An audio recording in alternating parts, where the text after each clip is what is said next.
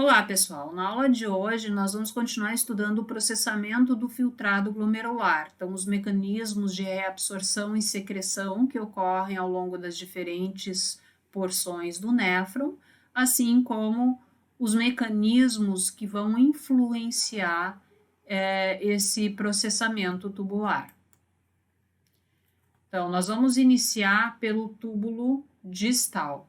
Então, o túbulo distal é a porção do néfron que está em sequência à alça de Henle, certo? Então, saindo do ramo ascendente espesso da alça de Henle, filtrado glomerular da entrada no túbulo distal, tá? O túbulo distal, ele pode ser dividido funcionalmente em duas porções. Uma porção distal inicial, ou primeira porção, e outra porção distal final ou segunda porção, certo? Então, a primeira porção desse túbulo distal, ela contém as células que vão compor a mácula densa, aquelas células que vão estar envolvidas na constituição do complexo justaglomerular, né? E que vai ser importante, então, para regular o fluxo sanguíneo renal e a secreção de renina pelo rim. Então, esses dois fatores, né, eles vão ter um impacto direto em mecanismos de reabsorção, certo? Além disso, a porção inicial do túbulo distal, ela vai ter as mesmas características do ramo ascendente espesso da alça de Henle, ou seja, ela vai reabsorver a maioria dos íons. Então, como vocês veem aqui, vai ser reabsorvido sódio, cloreto, cálcio, magnésio, certo? Mas ela é impermeável à água. Ou seja, se eu estou reabsorvendo vários solutos e estou deixando o solvente retido no meio intratubular, o meio intratubular vai começar a se tornar diluído, certo? Por isso que essa porção do túbulo distal é chamada de segmento diluidor. A reabsorção de cloreto de sódio na primeira porção do túbulo distal, ela vai depender de carreadores que fazem o transporte de sódio e cloreto do lúmen tubular para o meio intracelular. Então, na realidade, a entrada desses íons, né, ela ocorre às expensas da atividade da bomba de sódio e potássio, já que essa bomba, por jogar sódio continuamente para o meio intersticial, mantém concentrações de sódio baixas no meio intracelular, criando, então, um gradiente favorável à entrada de sódio. E esse gradiente, ele vai servir para arrastar junto também o cloreto, certo? Então, essa proteína que faz o cotransporte de sódio e cloreto, ela só funciona se sódio e cloreto se acoplarem a ela. E uma vez os dois íons acoplados e existindo um gradiente favorável ao influxo, né, vai ocorrer a entrada de sódio no meio intracelular, que vai ser jogada para o meio intersticial renal pela bomba de sódio e potássio, enquanto que o cloreto vai seguir o sódio através de canais localizados na membrana basolateral, então canais de cloreto, certo?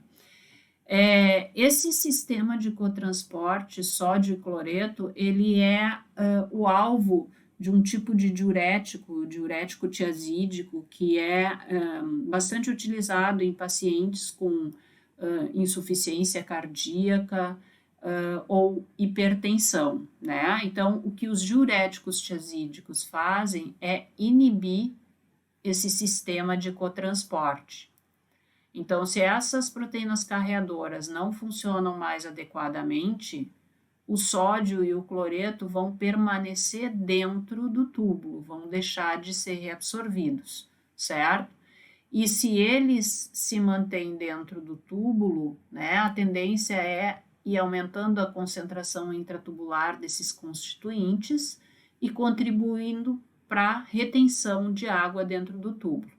então gerando uma maior excreção de sais e de água. A primeira porção do túbulo distal, né, juntamente com a segunda porção desse túbulo e com o túbulo coletor cortical, vai contribuir com a reabsorção de 5% da carga tubular de sódio, certo? Então, vamos lembrar que 65% da carga tubular de sódio vão ser reabsorvidos já no túbulo proximal, certo? E os 33 restantes vão ser reabsorvidos principalmente pelo ramo espesso ascendente da alça de Henle e depois por essas porções, então, do túbulo distal, primeira, segunda porção, e também do túbulo coletor cortical, certo?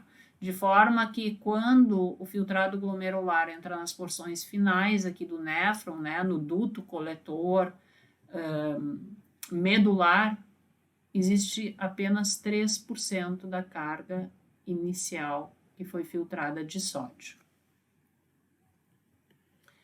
A segunda porção do túbulo distal, ela tem características semelhantes ao túbulo coletor cortical. Então, nós vamos tratar desses dois segmentos ao mesmo tempo, tá? Então, aqui está a segunda parte do túbulo distal e o duto coletor ou túbulo coletor cortical, certo?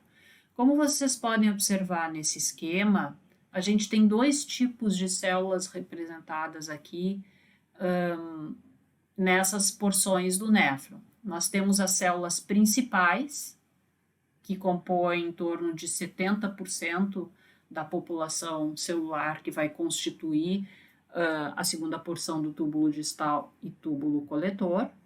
E nós temos células intercaladas, representadas aqui as células intercaladas do tipo A. Então, essas células principais e as células intercaladas ou intercalares, né, elas têm funções ou mecanismos de ação ligeiramente diferentes, tá? Então, as células principais, né, elas vão estar envolvidas tanto na reabsorção de água quanto de sódio e vão secretar íons potássio. Então, nós vamos fazer a reabsorção de sódio, de cloreto e, em maior ou menor grau, de água e fazer a secreção de potássio. Então, sódio e cloreto estão saindo do meio intratubular para o meio intersticial para serem absorvidos pelos capilares peritubulares, enquanto que o hidrogênio está saindo, então, das células tubulares para o meio intratubular. As células intercaladas, né, elas, como vocês observam aqui, elas vão reabsorver potássio, ao mesmo tempo que secretam íons hidrogênio e reabsorvem íons bicarbonato. Então, aqui a gente observa que o potássio que é secretado, em parte, ele pode ser absorvido, né, por essas células intercaladas do tipo A, certo?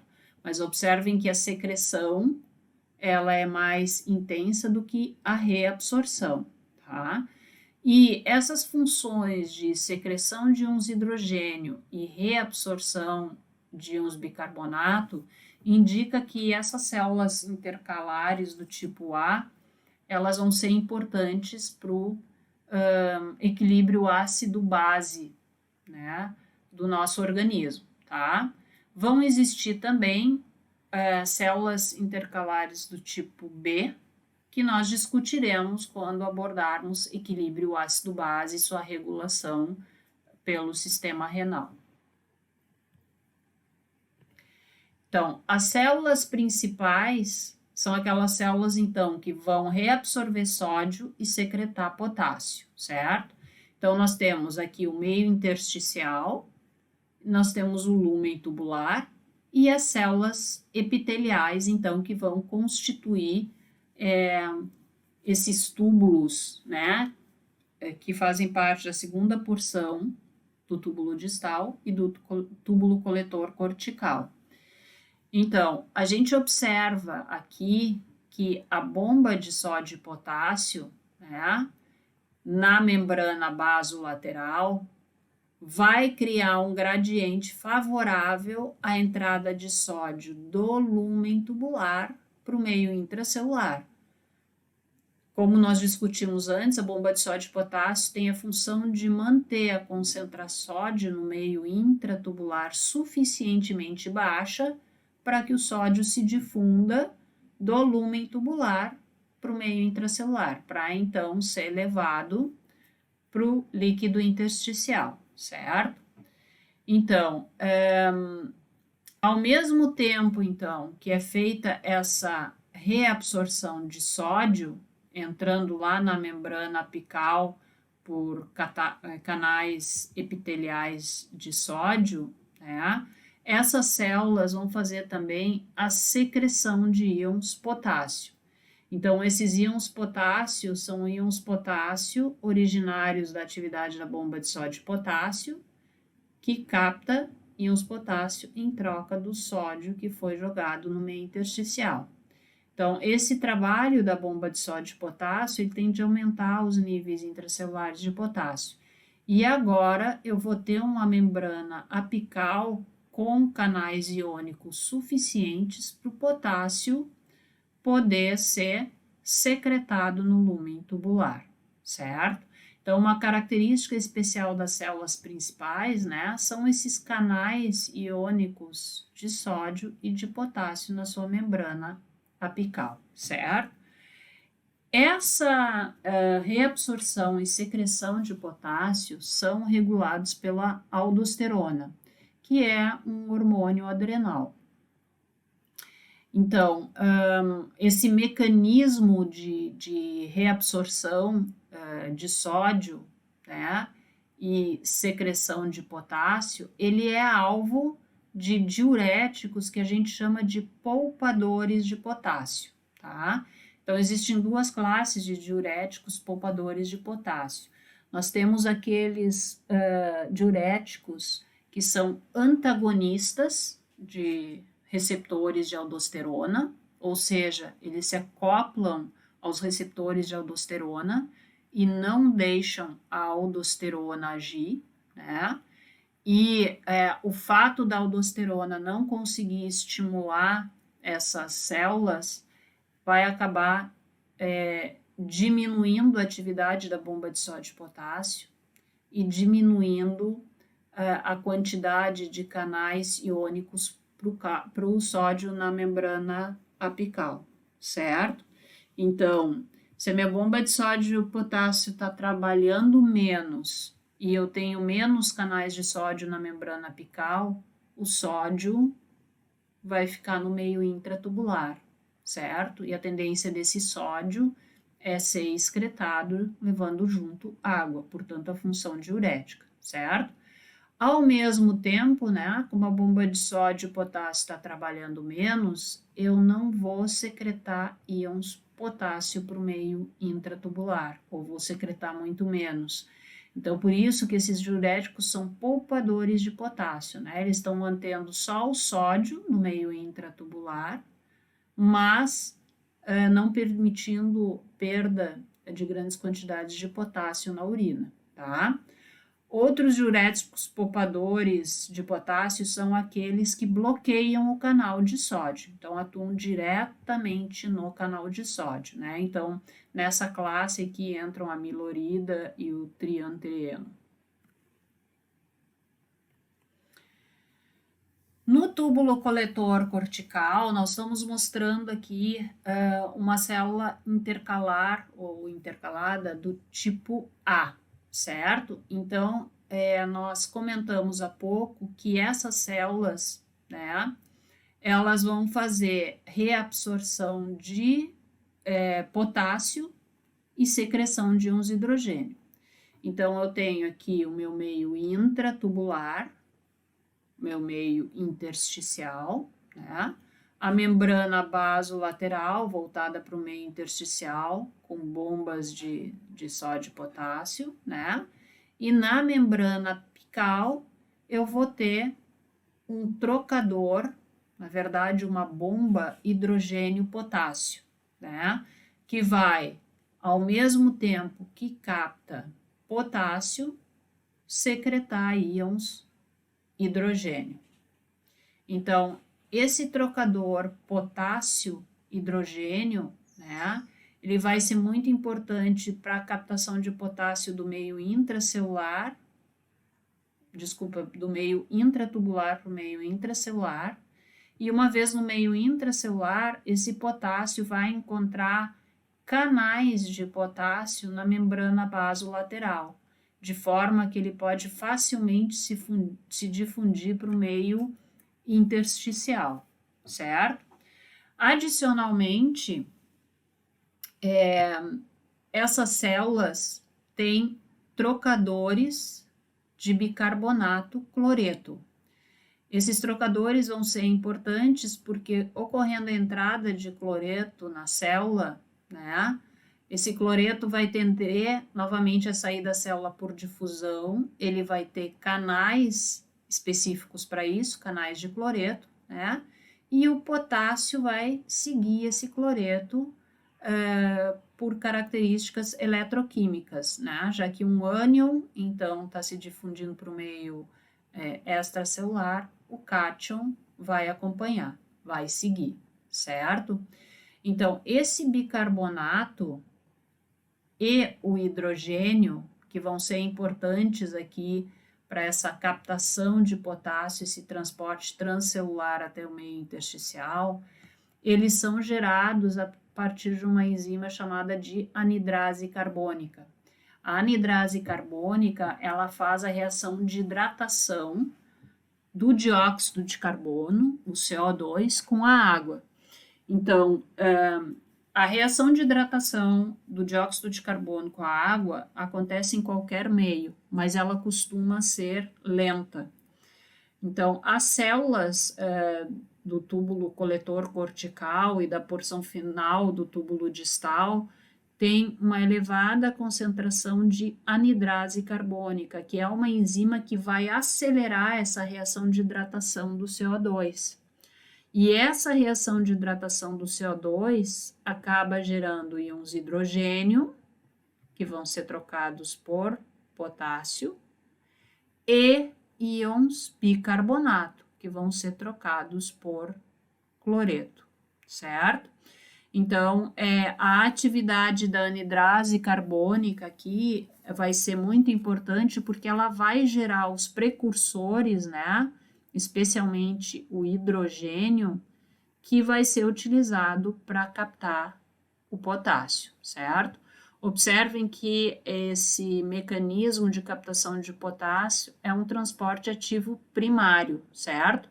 Nós estamos falando de uma hidrogênio potássio ATPase. As células do túbulo coletor cortical, por terem essas bombas de hidrogênio, elas se tornam muito importantes para a regulação do pH, especialmente em situações de acidose, tá? Então, em situações de acidose, vocês observam que essas células são capazes de fazer duas coisas simultaneamente que vão ser importantes para o equilíbrio ácido-base. Primeiro, elas vão secretar íons hidrogênios. Nós estamos em acidose, né? Eu vou aumentar a secreção, aumentar os níveis de íons hidrogênio no organismo. Portanto, se eu estou com excesso de íons hidrogênio, eu quero jogar eles fora na urina. Então, eu vou aumentar a secreção de íons hidrogênio, então já estou removendo o hidrogênio do organismo e, ao mesmo tempo, eu estou reabsorvendo base. Então, esses dois mecanismos de secreção de hidrogênio e de reabsorção de bases vão se complementar para a regulação do equilíbrio ácido-base, certo? Porque esse bicarbonato que eu estou retendo no organismo, ele vai ajudar a neutralizar os íons hidrogênio que estão circulando no organismo, já que ele vai ser reabsorvido para os capilares peritubulares, certo? Em situações em que ocorre uma queda dos níveis de potássio no organismo, essa bomba hidrogênio-potássio, ela vai trabalhar muito mais, certo? Porque se eu estou com déficit de de potássio, desculpa, no organismo, eu quero reabsorver o potássio de forma mais eficiente, jogando ele lá para o meio intersticial, onde ele vai ser reabsorvido para os capilares peritubulares e mantido no organismo, certo? Então, nessas situações, como esse trocador potássio e hidrogênio vai estar mais ativo, para cada potássio que eu vou captar, eu vou jogar fora um íon hidrogênio. Ou seja, se o meu equilíbrio ácido-base estava adequado, agora esse aumento na entrada de íons hidrogênio no túbulo pode acabar gerando uma alcalose, né? Então, há uma hipocalemia, né? A falta de potássio no organismo faz com que eu tenha uma maior necessidade de reabsorção a partir dos túbulos proximais, mas isso secundariamente pode acabar gerando uma alcalose. Essa alcalose foi disparada inicialmente por uma hipocalemia. Muito bem. Se seguindo então ao túbulo cortical, nós temos o duto coletor medular. Então, o duto coletor medular é que vai ser responsável pela última fração de reabsorção de sódio, né? E essa reabsorção de sódio, ela vai depender, então, principalmente daqueles canais de sódio existentes na membrana apical das células tubulares, né? Então, entrando e sendo jogado para o meio intersticial pela bomba de sódio e potássio. Então, vocês observam aqui que no duto coletor medular, eu vou fazer reabsorção de cloreto de sódio, né? Assim como eu vou ter mecanismos de secreção de hidrogênio, então bombas de hidrogênio, e mecanismos de reabsorção de bicarbonato. Então, esse bicarbonato, ele vai ser reabsorvido conjuntamente com o cloreto de sódio, certo? Então, lá na membrana basolateral das células tubulares, nós vamos ter aqueles cotransportadores de bicarbonato e cloreto, certo? Uma outra característica interessante que aparece aqui, né, é a permeabilidade seletiva à água, tá? Então, as porções finais do néfron, elas podem se tornar mais ou menos permeáveis à água, dependendo da presença de ADH, como nós vamos discutir daqui a pouco mais.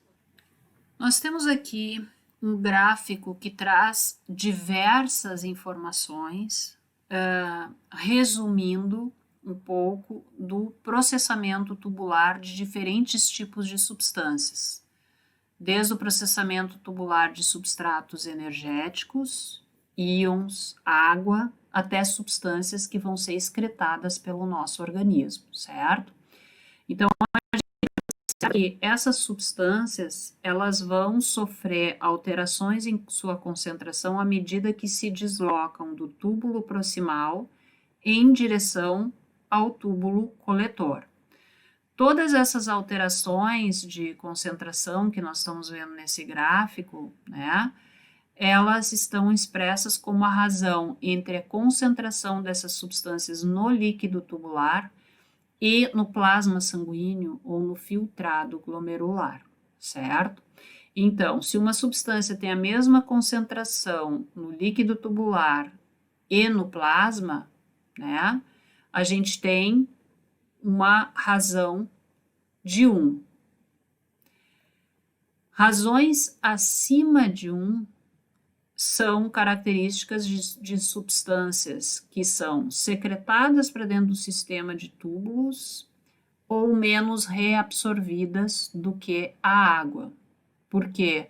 Porque o quanto uma determinada substância vai concentrar ou diluir no meio intratubular depende da relação entre a reabsorção dessa substância e o solvente, que é a água, certo? Então, substâncias que têm uma razão de 1, elas são reabsorvidas no mesmo grau que a água é reabsorvida.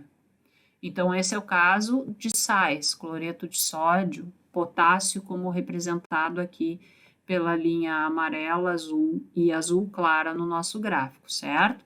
Então, vocês observam que na porção proximal dos túbulos do néfron, né, esses íons e a água são reabsorvidos na mesma proporção, por isso que a concentração intratubular não muda.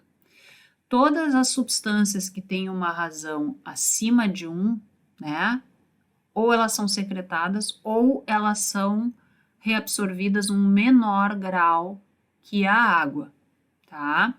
Ou seja, se eu reabsorvo mais a água do que cada uma dessas substâncias, eu vou deixando essas substâncias cada vez mais concentradas no meio intratubular, já que eu estou reabsorvendo todo o solvente. A inulina, ela é uma substância exógena, que pode ser um indicador de filtração glomerular, né? Mas pode ser também um indicador interessante do grau de reabsorção de água em diferentes segmentos tubulares, tá? Por que isso? Porque a gente sabe que a inulina, a partir do momento que ela é filtrada para dentro do sistema de túbulos do néfron, ela permanece nesse sistema de túbulos, certo? Ela não é secretada, ela não é reabsorvida, ela não é metabolizada, ela não é produzida pelo sistema de túbulos. Então, se uma substância que é filtrada para dentro do sistema de túbulos permanece lá dentro, né, inerte, mas tem uma concentração que vai aumentando, isso significa que eu estou deixando essa substância dentro do túbulo, mas eu estou reabsorvendo o solvente.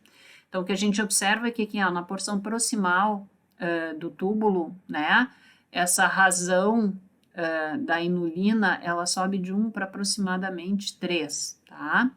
Então, se a gente considerar um valor de 3 aqui, eu posso dizer que a água, né, ela foi reabsorvida uma intensidade 3 vezes superior à da inulina, né?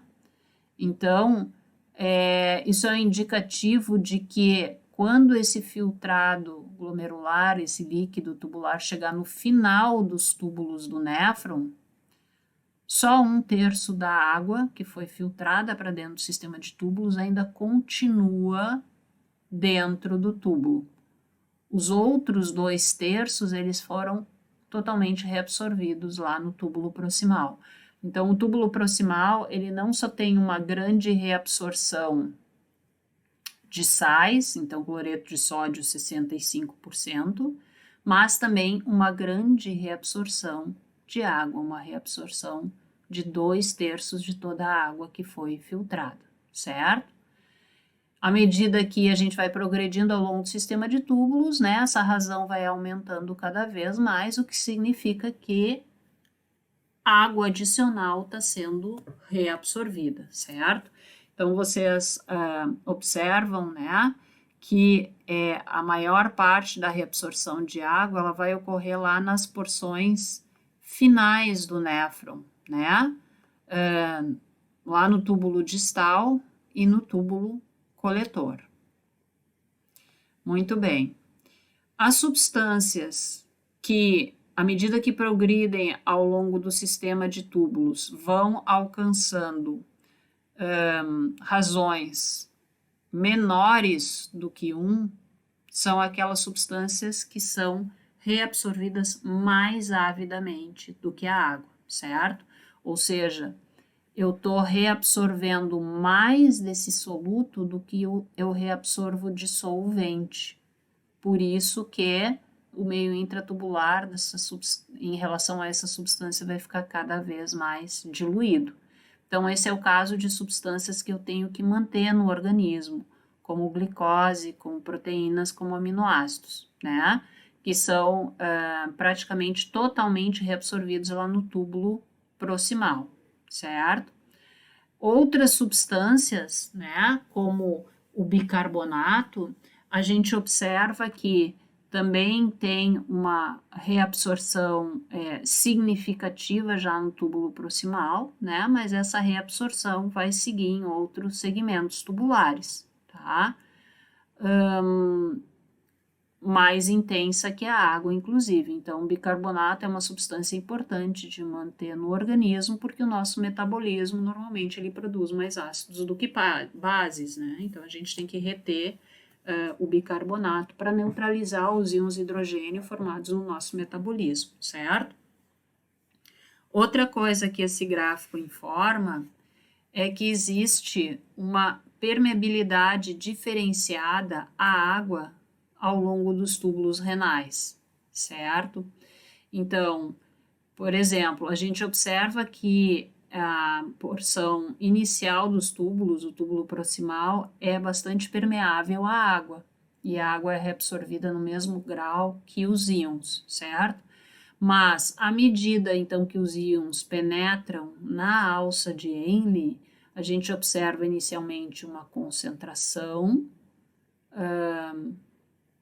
ou seja, um aumento da razão dos íons cloreto, potássio e sódio no meio intracelular, então, intratubular, desculpa, então, esses íons estão ficando mais concentrados no líquido tubular do que eram no plasma sanguíneo, no filtrado glomerular, né?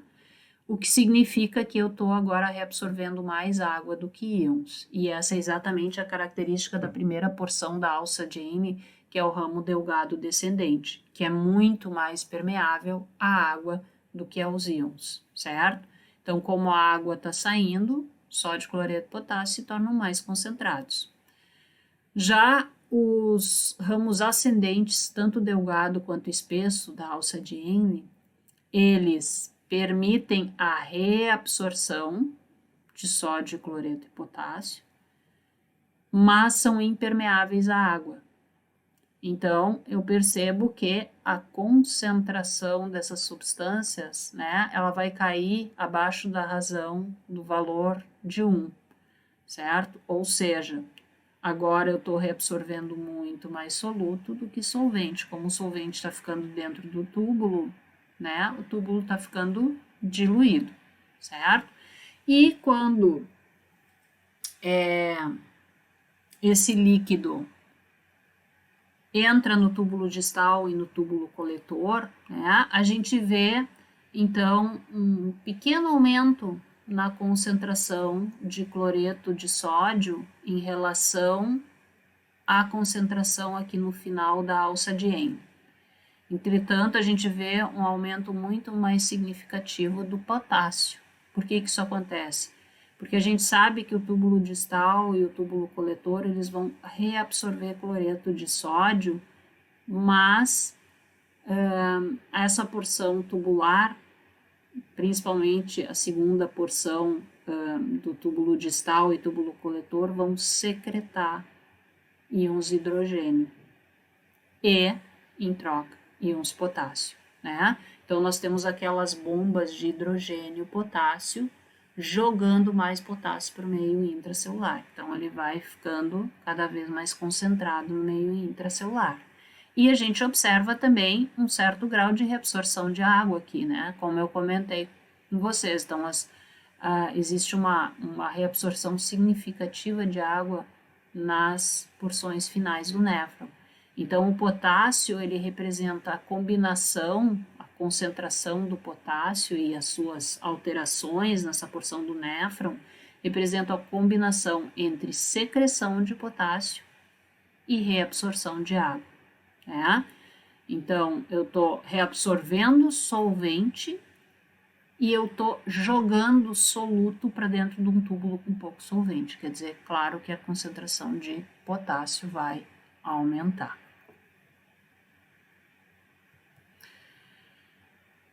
A reabsorção tubular, ela é alterada por vários aspectos, ou ela é regulada por vários aspectos, tá? Então, nós vamos analisar alguns dos fatores que vão modular a reabsorção de substâncias pelos túbulos.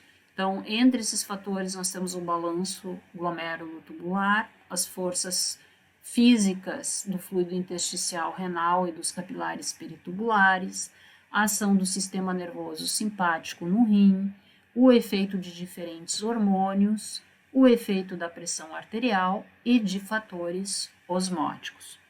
Então, nós vamos utilizar como exemplo aqui, né, para estudar o efeito de todos esses fatores sobre a absorção no balanço do sódio. Então, o nosso exemplo vai ser o balanço do sódio, certo? Então, a gente tem representada aqui a taxa de filtração glomerular, 180 litros por dia, a concentração plasmática de sódio, 142 milimoles, né? De forma que a carga de sódio filtrada para dentro do sistema de túbulos, né, é o produto de 180 vezes 142. Isso vai dar aproximadamente 25.500 milimoles por dia de sódio sendo filtrados para dentro do sistema de túbulos. De todo esse sódio que é filtrado, a gente já comentou que em torno de 65%, 67% é reabsorvido nos túbulos proximais, certo? De forma que os 33% restantes vão dar entrada na alça de Henle. E a gente vê que o segmento espesso ascendente da alça de Henle, ele é muito ativo na reabsorção desse sódio, né? Então, a gente viu que aqui a gente tem aqueles cotransportadores, sódio, cloreto, potássio, fazendo reabsorção, então, de outros 25%, né, do sódio que foi inicialmente filtrado para dentro dos tubos, certo?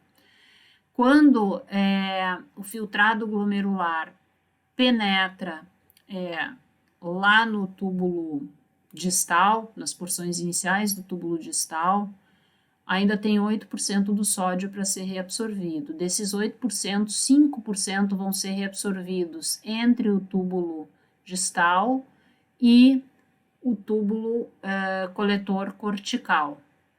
E os 3% restantes, né, vão ser reabsorvidos, então, no duto coletor medular, certo? De forma que a excreção urinária de sódio, ela é, em média, de 100 milimoles por dia, né? Isso considerando um débito urinário de 1,5 litro por dia. Ou seja, de toda aquela carga filtrada, só 0,4% normalmente são excretados na urina, certo? Essa porcentagem de sódio excretada na urina, ela vai variar de acordo com várias condições fisiológicas, né? E vai ser regulada por aqueles fatores que nós começamos há pouco e que nós vamos abordar em mais detalhe agora. Então, o primeiro aspecto que vai determinar a reabsorção tubular de substâncias, como por exemplo o sódio, é o balanço glomérulo-tubular, tá? Na realidade, a gente não sabe exatamente qual é o mecanismo responsável por esse balanço glomérulo-tubular, mas ele parece ser uma habilidade intrínseca dos túbulos em aumentar a taxa de reabsorção em resposta ao aumento da carga tubular. Então, à medida que eu aumento a quantidade da substância que é filtrada para dentro do sistema de túbulos do néfron, eu vou aumentar a sua reabsorção. Então, por exemplo, quanto mais sódio é filtrado para dentro do sistema de túbulos, maior vai ser a sua reabsorção, certo? A gente tem aqui um exemplo de uma situação na qual existe balanço glomérulo-tubular e uma situação na qual não existe. para analisar o impacto, né, que isso pode ter no organismo, certo? Então, considerando uma taxa de filtração glomerular basal de 125 ml por minuto, né? Desses 125 ml, eu vou reabsorver 124. Ou seja, desses 125 ml, eu vou formar 1 ml de urina. Ou seja, 99,2% de tudo aquilo que foi filtrado foi reabsorvido, certo? Agora, numa situação onde existe um balanço glomérulo-tubular perfeito, mesmo que a minha taxa de filtração glomerular aumente de 125 para 150, né, eu vou continuar absorvendo 99,2% de tudo aquilo que eu filtrei. Então, vocês observam que eu filtrei 150 ml por minuto, eu reabsorvi 148,8 por minuto e sobrou só 1,2 ml de urina, certo? E reabsorvi exatamente a mesma proporção, mesmo com essa filtração glomerular aumentada que eu tinha reabsorvido numa situação basal. Agora, numa situação onde não existe balanço glomérulo-tubular e eu aumento, então, minha taxa de filtração glomerular de 125 para 150. Se não existe esse balanço glomérulo-tubular, observem que desses 150 ml que eu filtrei, eu vou reabsorver só 24, eu vou continuar reabsorvendo só 124. Só que agora eu filtrei 150, 150 menos 124 dá 26 ml de urina. Então, eu agora reabsorvi só 82,7 daquilo que eu reabsorvi, certo? 26 ml por minuto parece pouquinha coisa, mas se a gente for converter esse volume em ml por dia, né, a gente vai ver que o débito urinário vai aumentar muito, né, fazendo depressão, então, importante de líquido e de vários solutos. Então, o balanço glomérulo-tubular, apesar da gente não conhecer exatamente os mecanismos, ele é extremamente importante, né, para determinar o grau de reabsorção das substâncias, como a gente viu nesse exemplo aqui, onde esse balanço está funcionando perfeitamente, né? Entre os mecanismos que se utiliza para tentar explicar a importância desse balanço glomérulo-tubular estão fatores hemodinâmicos e os próprios fatores físicos, né, envolvidos na reabsorção pelos capilares peritubulares, como a gente vai ver a seguir. Então, a reabsorção tubular, ela depende das pressões capilares e coloidosmóticas, do interstício e dos capilares peritubulares, certo? Então, vocês observam que a pressão hidrostática dentro dos capilares glomerulares é de 13 milímetros de mercúrio. Como a pressão capilar hidrostática é a pressão do sangue sobre a parede do vaso, essa pressão capilar hidrostática ela tende a filtrar substâncias para fora dos capilares peritubulares, certo? Entretanto, existe uma pressão hidrostática intersticial que é de 6 milímetros de mercúrio. Como é a pressão do fluido intersticial sobre a parede do capilar, é uma pressão que tende a estimular a reabsorção de substâncias. Além das pressões capilar e intersticial hidrostáticas, agora nós temos as pressões coloidosmóticas. Como as proteínas não são filtradas pelo sistema de túbulos do néfron, né, a pressão coloidosmótica plasmática nos capilares peritubulares é bastante elevada, tá?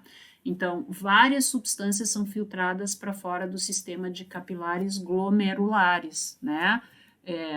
Nutrientes, sais e água. Mas as proteínas ficam dentro desses capilares peritubulares, gerando uma pressão coloidosmótica bastante elevada. A pressão coloidosmótica intersticial é de 15 milímetros de mercúrio, em comparação à pressão coloidosmótica dentro dos capilares peritubulares, que é de 32 milímetros de mercúrio.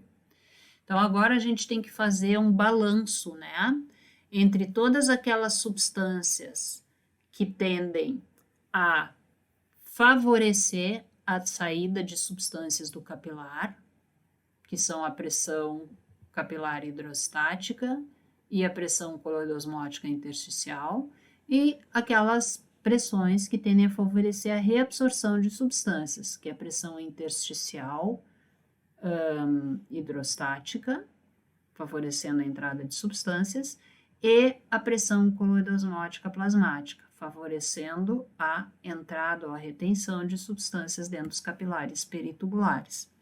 Então, nós vamos ter 32 com 6, 38, favorecendo a reabsorção, contra 28, favorecendo a filtração. Portanto, a gente vai ter uma pressão líquida favorável à reabsorção de 10 milímetros de mercúrio, certo? A questão é que a relação entre essas pressões peritubulares, dos capilares peritubulares e intersticiais, ela pode ser alterada por fatores hemodinâmicos. Então, nós temos aqui a representação, então, da entrada de sangue no néfron, né? Então, pela arteríola aferente, tá? O sangue caindo no primeiro leito de capilares, os capilares glomerulares, saindo pela arteríola eferente, caindo no segundo leito de capilares, que são os capilares peritubulares, que são os capilares que vão fazer a reabsorção. E depois saindo do rim via sistema venoso, certo? Então, vários fatores hemodinâmicos podem alterar a pressão capilar. E a pressão capilar, a gente já viu que dos capilares peritubulares, eu estou falando. E o aumento da pressão desses capilares peritubulares, a gente já viu que se opõe à reabsorção. Então, por exemplo, em situações de aumento da pressão arterial, né, a gente vai ter um fluxo sanguíneo mais intenso lá na circulação renal, certo? Então, se esse fluxo sanguíneo está mais intenso, vai aumentar a taxa de filtração glomerular, mas vai aumentar também, por aumento da pressão capilar, né? Mas vai aumentar também a pressão capilar lá nos capilares peritubulares. A pressão capilar, a gente viu que favorece a saída de substâncias do capilar. Portanto, quanto mais alta a pressão capilar, menor vai ser a reabsorção lá nos capilares peritubulares. E o que um aumento da pressão arterial faz é justamente favorecer esse aumento da pressão capilar, porque tem mais sangue chegando, né, numa maior pressão lá nos capilares peritubulares, certo? Qualquer fator que aumente a resistência da arteríola aferente exclusivamente vai diminuir a chegada de sangue, não só no leito capilar glomerular, mas também no leito capilar peritubular. Então, se está chegando menos sangue lá, a pressão capilar diminui. como a pressão capilar normalmente se opõe à reabsorção, o fato dela cair facilita a reabsorção, certo? Agora, se aumentar a resistência só na arteríola eferente, né, a pressão capilar também vai cair. Por quê? Porque a arteríola eferente, né, dá acesso à entrada de sangue no capilar peritubular. Então, se eu faço vasoconstrição na arteríola eferente, menos sangue está chegando no capilar peritubular. Pressão capilar cai e menor pressão capilar favorece a reabsorção, certo? Então, a gente observa aqui que fatores que diminuem a pressão capilar nos capilares peritubulares favorecem a reabsorção. E essa diminuição da pressão capilar, ela ocorre tanto por aumento da resistência na arteríola aferente quanto na arteríola eferente, certo? Enquanto que fatores como aumento de pressão arterial que aumentam a pressão capilar peritubular vão diminuir a reabsorção, certo? Outro fator que pode alterar bastante a reabsorção peritubular é a pressão coloidosmótica dos capilares peritubulares, que a gente já viu que é a principal pressão favorável à reabsorção de substâncias por esses capilares peritubulares. Então, quanto maior é essa pressão coloidosmótica plasmática, maior vai ser a reabsorção, tá? Então, em situações onde a gente tem, por exemplo, uma diminuição nos níveis de proteínas circulantes, por exemplo, em situações de disfunções hepáticas, né, a pressão coloidosmótica capilar diminui. E aí, uma menor pressão coloidosmótica capilar gera uma menor reabsorção. Nós temos um resumo aqui dos vários mecanismos de transporte de cloreto de sódio ao longo do néfron, só como exemplo, para a gente começar a discutir mecanismos regulatórios desses processos de reabsorção, certo? Então, em relação ao cloreto de sódio, né, a gente sabe que o túbulo proximal ele reabsorve de 65% a 67% de toda a carga filtrada e que essa reabsorção, né, então, ela vai depender de trocadores de sódio e hidrogênios, que são trocadores eletroneutros, né, chamados de NHE3, por cotransporte de sódio com glicose, sódio com aminoácidos ou com outros solutos orgânicos, né? E o cloreto, né, ele vai ser reabsorvido por um sistema que envolve pareamento com ânions, certo? Existe também para reabsorção de sódio, né, um trocador sódio-hidrogênio, tá? Esses trocadores, todos, eles vão fazer um transporte paracelular desses íons, né? E, na realidade, essa reabsorção, ela vai ser regulada por diferentes fatores. Então, lá no túbulo proximal, vão ser muito importantes para regular a reabsorção de cloreto de sódio, a angiotensina 2, o sistema nervoso via norepinefrina e epinefrina, e a dopamina, que vai ser produzida localmente.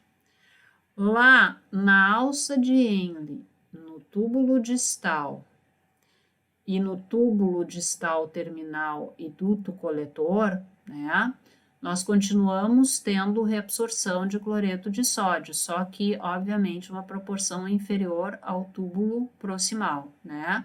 Então, a gente viu que a alça de Henle é bem importante para fazer a reabsorção de sódio, 25%. O túbulo distal, ele vai contribuir, né, com outros 4 a 5% pelo sistema de cotransporte de cloreto de sódio na sua porção inicial, né, e lá na sua porção final, a partir dos canais epiteliais de cálcio, tá? Observem que em todas essas porções do túbulo, né, a gente tem um efeito da aldosterona, que a gente sabe que facilita a reabsorção do sódio, né, e o cloreto vai acabar seguindo, certo? Lá no túbulo distal terminal e do túbulo coletor, a gente também vai ter o efeito do peptídeo natriurético atrial. Então, nós vamos passar agora a discutir como essas substâncias vão regular os mecanismos de reabsorção de sódio. Então, a dopamina vai agir lá no túbulo proximal, né? E a dopamina, ela normalmente vai ser produzida pelo rim, então é uma dopamina de origem renal, né? E ela vai ser produzida e secretada com maior intensidade em resposta ao aumento dos níveis de sódio no meio interno, né? Aumento dos níveis circulantes de sódio nos líquidos corporais, tá? Então, a dopamina, ela vai ter dois efeitos que vão ajudar a excretar esse excesso de sódio ou diminuir a retenção de sódio no organismo, né? Esses dois processos são a indução de uma vasodilatação, tá? E essa vasodilatação, a gente já sabe que vai aumentar a filtração glomerular, então mais sódio vai ser jogado dentro do sistema de túbulos e vai diminuir a reabsorção, porque se está aumentando o fluxo sanguíneo nos capilares peritubulares, a pressão capilar nos capilares peritubulares aumenta e ela se opõe à reabsorção. Então, além de estar jogando mais sódio para dentro do sistema de túbulos do néfron, menos sódio vai estar sendo reabsorvido, certo? Então, esse é o efeito hemodinâmico da dopamina. Além desse efeito dinâmico, a dopamina ela vai ter um efeito inibitório sobre o trocador sódio-hidrogênio, né? Então, lá nos túbulos proximais, o sódio é reabsorvido ao mesmo tempo que o hidrogênio é secretado, é um sistema de contratransporte, só que agora esse trocador vai ter um efeito diminuído, vai trabalhar menos, portanto menos sódio vai ser reabsorvido, né? E vai ter também um efeito sobre a atividade da sódio-potássio ATPase, diminuindo a atividade da sódio-potássio ATPase, certo? E se diminui a atividade da sódio-potássio ATPase, né, diminui o gradiente favorável ao influxo de sódio dos túbulos proximais para o meio intracelular e diminui a chegada desse sódio no meio intersticial para reabsorção, certo? Então, a dopamina, ela vai ter dois efeitos na reabsorção. Um efeito vai ser hemodinâmico e sobre as forças físicas envolvidas na reabsorção, alterando a pressão capilar peritubular, e outro vai ser diretamente em mecanismos envolvidos nessa reabsorção, né? No trocador sódio-hidrogênio e na bomba de sódio-potássio. A angiotensina 2, ela também vai influenciar a reabsorção de sódio. Na realidade, o que a angiotensina 2 vai fazer é aumentar a reabsorção de sódio. A gente tem que sempre lembrar que a angiotensina 2, ela se torna ativa especialmente em situações de hipotensão, certo? Então, nessas situações de hipotensão, os efeitos da angiotensina no rim têm por função favorecer a retenção de sódio, seguindo a retenção de sódio, vai ocorrer maior reabsorção de água, e dessa forma a gente faz a expansão dos volumes corporais, do líquido extracelular, aumento do volume sanguíneo e normalização da pressão arterial, certo? Então, a angiotensina 2, ela é extremamente importante para o mecanismo de longo prazo da regulação da pressão arterial pelo rim. Então, a angiotensina vai ter dois tipos de efeitos no rim, um efeito direto e um efeito indireto, certo? O efeito direto é através de receptores de angiotensina do tipo 1 que vão promover uma maior disponibilidade de transportadores sódio-hidrogênio na membrana apical do túbulo proximal, certo? Então, um dos efeitos da angiotensina é inserir mais desses transportadores, de forma que eu posso captar mais íon sódio do lúmen tubular para o meio intracelular. E na membrana basolateral, né, o que a angiotensina vai fazer é estimular a atividade da bomba de sódio e potássio, fazer ela trabalhar mais, assim como inserir mais cotransportadores sódio-bicarbonato nessa membrana basolateral, tá? De forma que agora o sódio que está tendendo a entrar mais possa sair facilmente do meio intracelular para o meio intersticial, para então ser reabsorvido pelos túbulos renais. Adicionalmente, né, a angiotensina, ela estimula a secreção de aldosterona pela suprarrenal, e a aldosterona é um hormônio envolvido na reabsorção de sódio, tá? E a angiotensina, ela também tem um efeito hemodinâmico, ela faz a constrição da arteríola eferente, né? A gente já viu que constrição da arteríola eferente vai diminuir a pressão nos capilares peritubulares e vai favorecer uma maior reabsorção nesses capilares. Então, o efeito final da angiotensina é uma maior retenção de sódio no organismo. O sistema nervoso simpático, né, ele também vai auxiliar na modulação da reabsorção de sódio. Na realidade, o efeito final do simpático vai ser promover um aumento na reabsorção desse íon, né? Como é que ele vai fazer isso?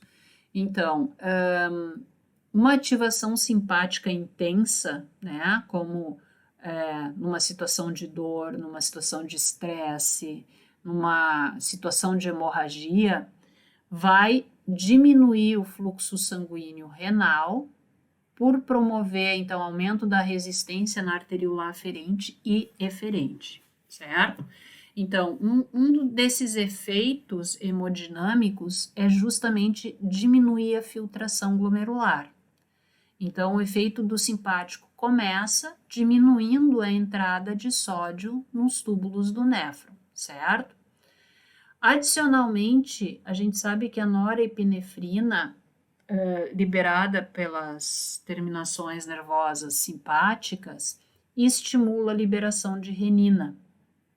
E a gente sabe que a renina ativa o sistema angiotensina-aldosterona, então que vão favorecer a retenção de sódio no organismo. E por fim, né, as próprias células tubulares, elas têm receptores adrenérgicos, receptores do tipo alfa, certo? Então, quando ocorre uma estimulação simpática, tá? Esses receptores adrenérgicos das células tubulares, eles vão ser estimulados e a interação com esses receptores adrenérgicos da norepinefrina ou até da epinefrina vai aumentar a atividade da sódio-potássio ATPase e aumentar a atividade do trocador eletroneutro sódio-hidrogênio, né? Então, num efeito que vai facilitar a reabsorção de sódio e a manutenção desse íon no organismo. A aldosterona, tá, ela vai promover reabsorção de sódio, como nós já comentamos, certo? Então, a gente tem nesse gráfico, né, nós temos concentrações crescentes de aldosterona e número médio de canais de sódio abertos. E aí a gente observa que, à medida que a concentração de aldosterona aumenta, eu tenho mais canais epiteliais para a reabsorção de sódio, certo?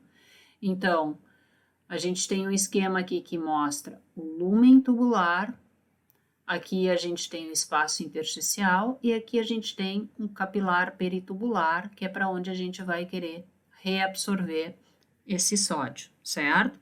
Então, a aldosterona secretada pela glândula adrenal, né, vai se difundir, então, dos capilares peritubulares para suas células-alvo, né, que são as células que vão constituir os túbulos, né? Então, isso vale para a alça de Henle, túbulo distal, túbulo coletor, certo? Então, uma vez se difundindo para dentro da célula, já que a aldosterona é um esteroide, né, e é lipossolúvel, ela vai interagir com seus receptores, que são os receptores mineralocorticoides. E a ativação, então, desses receptores, a formação desse complexo, vai regular a transcrição de diversas proteínas. Entre elas, então, canais epiteliais de cálcio, enzimas mitocondriais, que vão estar relacionadas à produção de ATP, e síntese de mais bombas de sódio e potássio.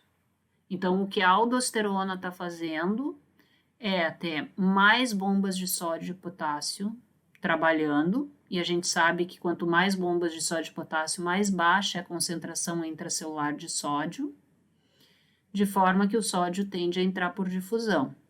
E para facilitar essa difusão, então, inserção de mais canais de sódio. Assim como para que essa maior quantidade de bombas de sódio e potássio tenha energia suficiente, estimular a produção de enzimas mitocondriais.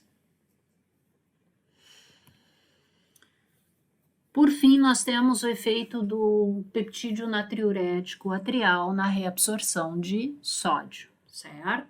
Então, o peptídeo natriurético atrial, ele vai ser liberado por miócitos atriais em resposta a uma distensão dos átrios, a qual vai estar relacionada a um aumento de volume nos átrios, né?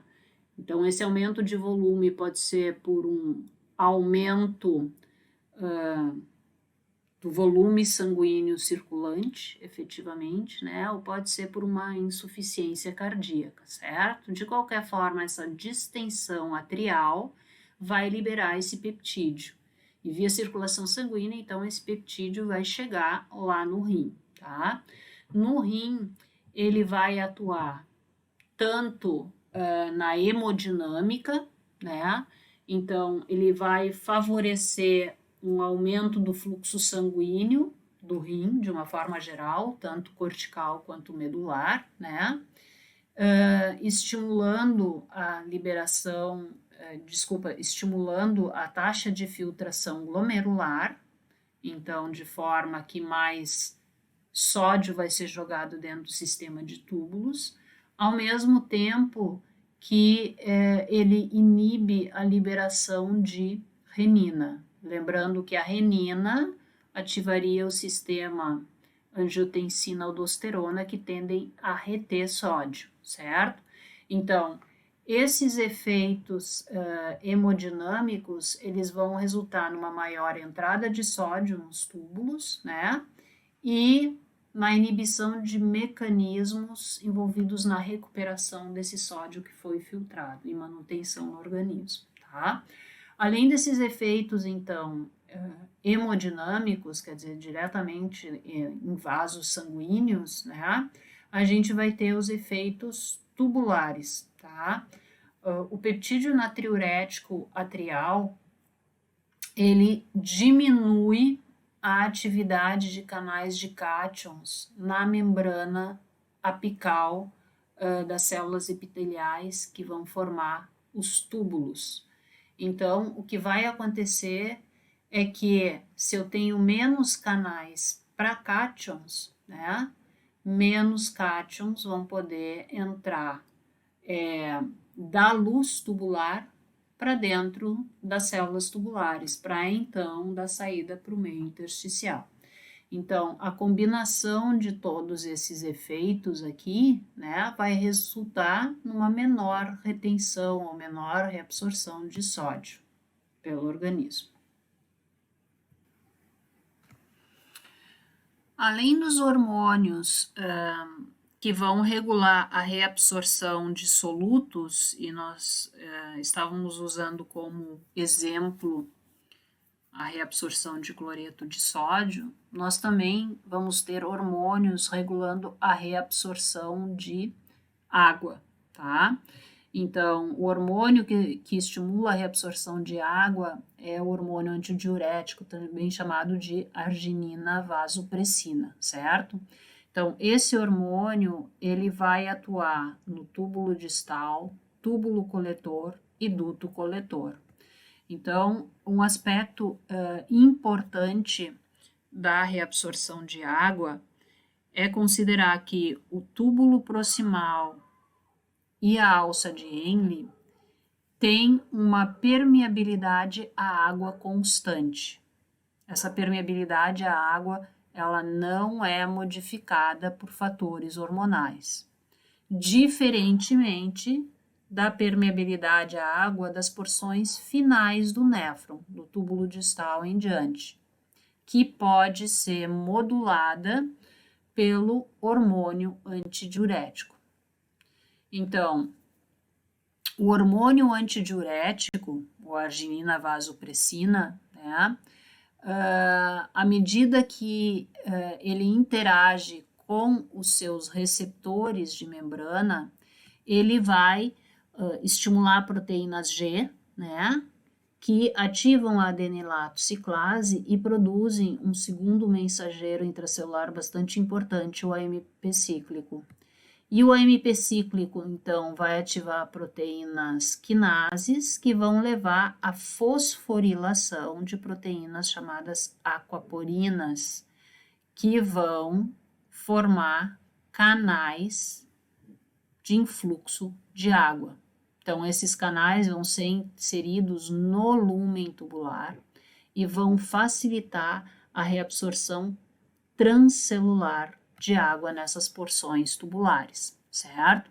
Então, quanto mais altos os níveis circulantes de hormônios antidiuréticos, mais canais de água, né, constituídos por aquaporinas, eu vou inserir nas porções finais do néfron, e mais água eu vou poder reabsorver por osmose, certo?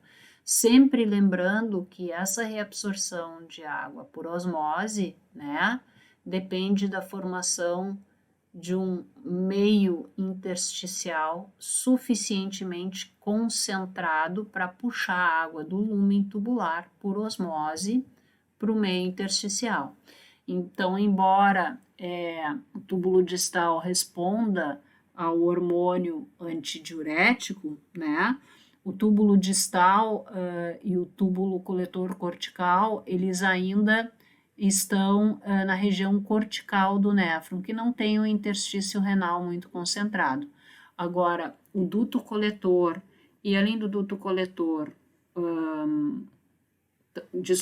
além do duto coletor não, o duto coletor medular externo e interno, eles vão estar numa região onde tem um interstício muito concentrado, certo?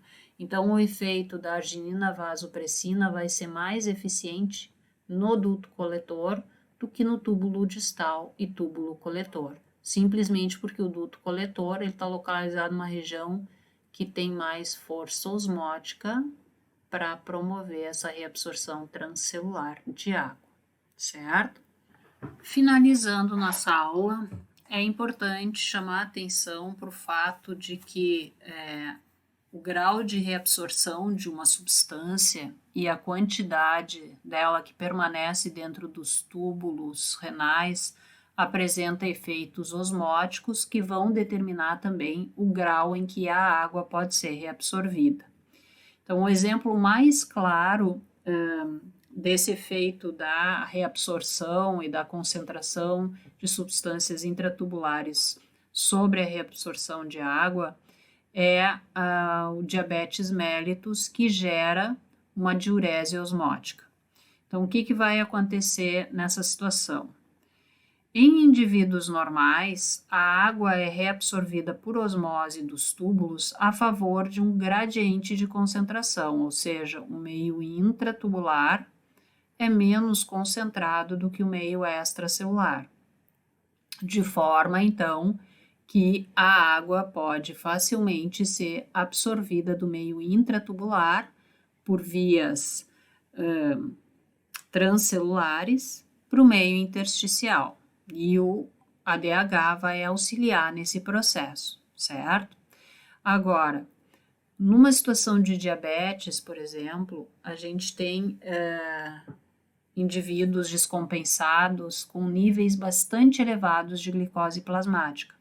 Então, essa glicose plasmática a mais vai ser filtrada para dentro do sistema de túbulos do néfron e não vai poder ser reabsorvida porque sua carga tubular está sendo ultrapassada. Não vai existir carreador suficiente para fazer a absorção de toda essa glicose. Então, a glicose vai aparecer lá nas porções finais do néfron. E lá nas porções finais do néfron, o que vai acontecer é que esse gradiente normal que promove a absorção de água vai diminuir, porque toda essa glicose que permanece dentro dos túbulos renais vai aumentar a concentração intratubular, porque agora eu vou ter mais soluto do que o normal dentro desse túbulo. E esse soluto, ele tende a reter água. Então, uma vez que eu aumente a concentração intratubular, o gradiente entre meio intra e extratubular diminui. E, portanto, a quantidade de água que eu vou reabsorver nessa situação também vai diminuir. Outra situação é a utilização de diuréticos osmóticos, como é o caso do manitol. Então, o manitol é diurético justamente por esse mecanismo de diurese osmótica, aumentando os níveis intratubulares dessa substância, né? A gente diminui o gradiente de concentração para o meio intersticial e diminui a reabsorção de água. Então, essa água que não está mais sendo normalmente reabsorvida vai ser perdida na urina.